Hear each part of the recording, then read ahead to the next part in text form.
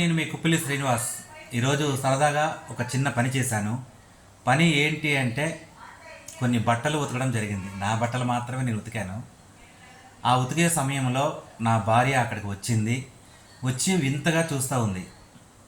ఏంటి ఈయనేంటి బట్టలు ఉతుకుతూ ఉన్నాడు అని.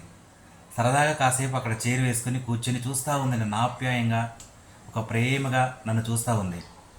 అబ్బా చూడు అంటే ఆమె కళ్ళల్లో నేను చూశాను ఒక ఆనందం, ఒక ప్రేమ, ఒక ఆప్యాయత. ఇవన్నీ కూడా ఆమె కళ్ళల్లో నేను చూశాను. అంటే ఏమి లేదండి, మనం ఇంట్లో ఉండేటప్పుడు చిన్న చిన్న పనులు వాళ్ళకి తోడుగా నీడుగా మనం ఉన్నాం అనుకోండి, వాళ్ళకి ఒక సరదా, ఒక సంతోషం, ఇవన్నీ కలుగుతాయి. ఇవన్నీ కలగాలి అంటే మనం చిన్న చిన్న పనులు వాళ్ళకి తోడుగా నీడుగా మనం ఉంటే చాలా ఆనందిస్తారు.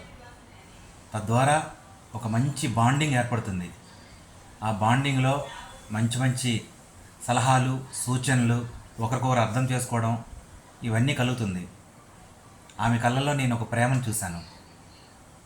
ఏముంది, అప్పుడప్పుడు చిన్న చిన్న పనులు చేస్తే సంతోషం కదా.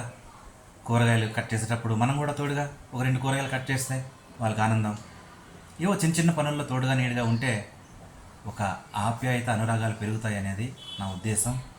ప్రేమలు ఇంకాస్త ఎక్కువైతాయి. ప్రేమకి అట్లాంటి చిన్న చిన్న పనులు చేయడం వల్ల ప్రేమకి కొరత ఏమీ ఉండదు. నెంబర్ 1గా ఒక ఆదర్శ దంపతుల్లో మనం ఉంటాం. మన పిల్లలు కూడా చూసి నేర్చుకుంటారు.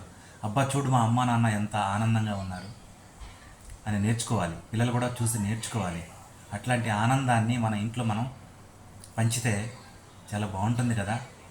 భార్య సంతోషం మనం కోరుకోవాలి, భర్త సంతోషం కూడా అలాగే వాళ్ళు కూడా కోరుకుంటారు. అట్లాంటి జీవితాన్ని ప్రతి ఒక్కరూ చూడాలని నా కోరిక. మీ శ్రీనివాస్. Thank you.